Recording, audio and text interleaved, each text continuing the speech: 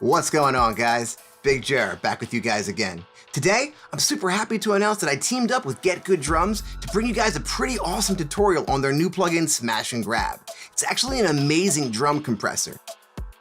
And I hope to add a little bit of value because I have a technique that I don't see a lot of people using in the rock and metal world. So, let's get into it. I hope I have something for you guys here. Alright guys, today we're going to be talking about Smash and Grab by Get Good Drums. So if you guys are watching this video, I'm sure you know what it is by now, but if you don't, what is Smash and Grab? It's an amazing drum compressor. It actually makes everything super easy. The GUI is easy to use. It's actually got different modes for all the different instruments. We'll be going through that in the video briefly. One thing when I first got it was, what's the difference between Smash and Grab, right? There's no manual, so it's not like you have to guess. There's a little bit of information already on the internet by Nite, obviously, very talented guy, but this is what I've got. So Smash helps glue sounds together, okay? It's going to smash down on that transient a little bit. Grab will add some great compression, but it will preserve the transient more than Smash. So in my experience, and I've only had it for about a week and a half now, I've been using Smash to glue multiple samples together, and I've been using Grab to kind of just shape a single instrument. I'm sure that's not black and white all day, but that's what I've been using so far, and I'll give you examples of that as well. So the value that I wanted to add, because there's already a lot, I mean, Nolly's killing it, right? So there's already a lot of great videos showing you guys how to use this. But one thing that I don't see anybody doing is this really cool reverb trick where you get to preserve the transients. And I'm going to show you guys how to do that. And also, we're going to make it even easier by using a delay calculator. Okay, I'm going to show you guys that too. And finally, I want to talk a little bit about the saturation knob. There's definitely something unique about it and worth mentioning. All right, guys, let's get into it. Alright guys, here's a project that I'm working on. This is actually a modern metal genty with some electronic vibe, bass music kind of group that I'm in with Andrew Southworth. He's that great YouTube screamer guy. So we teamed up and we have a group called Murder Nite. I'll leave a link in the description so you can check out, well, we've only got one song right now, but this is our second. We're doing a remix of that old Linkin Park My December song. Let's listen to a small portion of it, just this part right here. I thought this would be a good example because in the beginning part of the verse, it's all electronic drums, and then we get a big drum fill and the modern massive kit comes in, being my real drum kit. So we can see how Smash and Grab helps both of these situations very well. Let's check this out.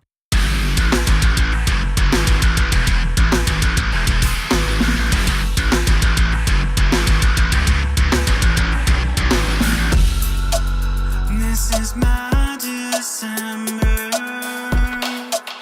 This is my time of the year. This is my December. This is all so clear. This is my December. This is my snow-covered home. This is my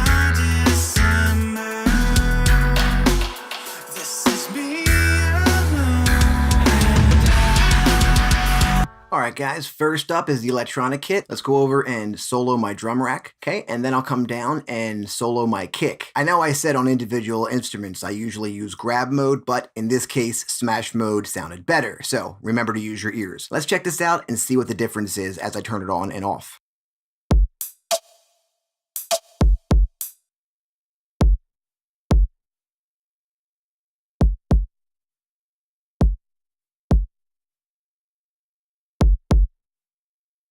As you can see, I have it set to kick and it sounds amazing. Now, a couple of controls that I want to talk about are the beef and the air. Check out as I turn these. The beef will give you an after compression low end and the air will give you an after compression high end. So it helps you not only compress your sound, but shape the tone.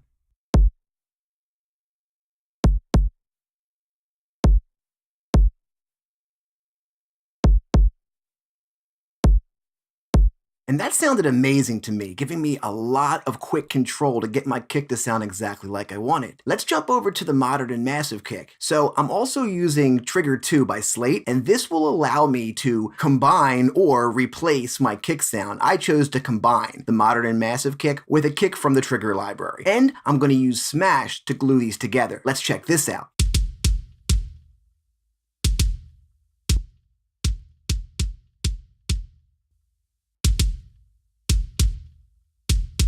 You can see how this really did the trick in smash mode. A couple of cool things I'm doing here is adjusting a little bit of air to bring out a little bit of the top end. I do have a bit of saturation, which I will talk about in a bit. And I do have this one set to extreme mode. It's just going to give it a more extreme compression, and I think it sounded really good in this situation. So this was a good example to show how smash could work on both a single instrument or sample, and also to glue two instruments or samples together. I really feel that's the power, but again, we have to use our ears. Let's jump over to our snare so we can see this in grab mode. Now, I used just a single snare, the Modern and Massive snare. I really liked it. It gave me that sound I wanted, but it was a little bit weak. So I used smash and grab in grab mode to bring it to life a little bit. Let's check this out.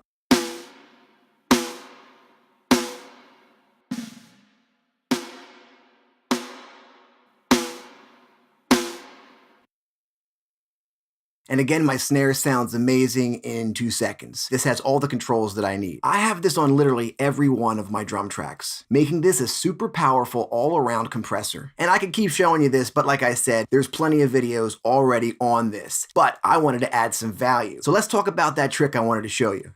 But before we jump into it, let me encourage you guys to hit that subscribe button and hit the little bell, where you'll get notified every time I have a new video. As an Ableton certified trainer and instructor at Icon Collective, Warp Academy, and Evident, I talk about everything from sound design to cool plugins you need to know about to tips and tricks on Ableton. I also do some finger drumming here and some cool original music, so stay connected. Now, you may have noticed that I have a rack here with a reverb chain on it. Now, if you don't use Ableton, don't worry, because you could do this in a return. Ableton just makes this easy to do on a single track. So let's see what we've got in the channel. I've got Luscious Plates going here by Slate with all our regular controls inside, including EQ. But notice that I have my pre-delay turned down. I also have a side chain on this channel. Let's talk about how I took advantage of this. First thing to mention is that I'm actually targeting in the side chain the track that we're on. So I'm side chaining the reverb to the snare itself. You may have noticed that I have a lot of reverb on my sound, but it doesn't actually sound muffled. It still sounds very articulate. Let's take a listen to that. Let's hear that one more time and really pay attention. Now this time I'll turn off the sidechain compressor and notice how we sound a little bit like we're in a bathroom. It sounds a little bit muffled.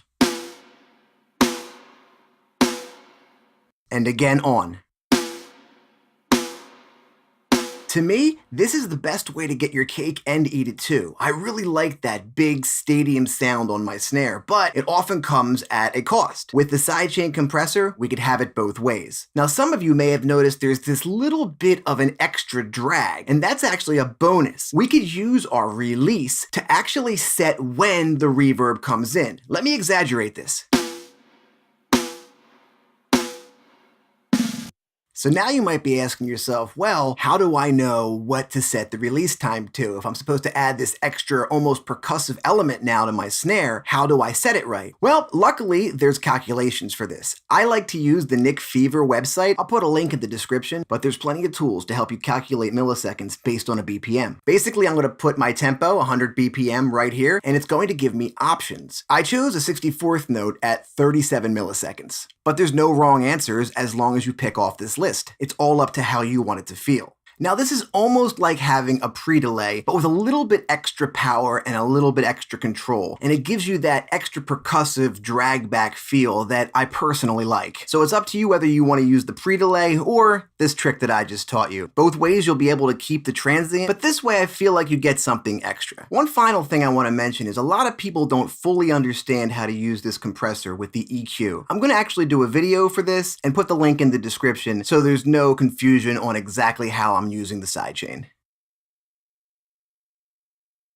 So finally, I want to talk about the saturation knob. It actually adds a lot of value. So I want you to take a look at my snare and my kick and check out the meter. So they're both hitting at the exact same peak volume, right? If I reset these, you'll be able to see that's actually true. However, the kick is a little more present than the snare because of the RMS. Now, if you're not fully aware of this, I will add a link and you could check out, I did a few videos on how to control your RMS. But this saturation knob actually adds a third option to my arsenal. So check this out. If I bring up the saturation, watch what happens to the RMS and peak. Now, if you don't know, real quick, the peak is going to be the faded green and the RMS is going to be the hot green. And you can see how the kick has a higher RMS, therefore a higher presence than the snare. But as I turn up the saturation, notice that the peak is reduced.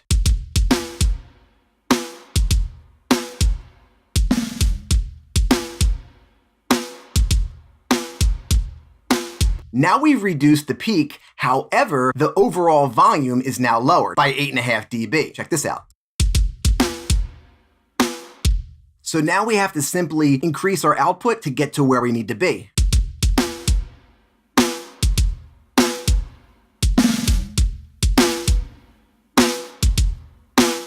Notice now how the volume is still the same as it was before, however, it's a lot more present. Now, if you don't understand the relationship between peak and RMS, like I said, I have 2 videos already on this on my channel that you could check out and fully understand it. However, the saturation knob adds a lot of power to this module, and now my kick and snare are even Steven, right? So I set my RMS a lot of times with my eyes as much as my ears. I want to look and I want to see that my kick and snare, they're obviously going back and forth, so they need to be both the same volume and the same presence. And that's really what RMS does. RMS adds presence or focus to your sound.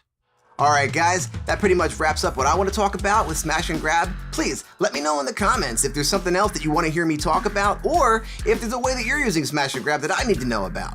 I hope you guys found this helpful and useful, and if you did, please consider subscribing to my channel. It helps me know what's working for you guys so I can make the channel just the way you want it. All right? Catch you guys next time.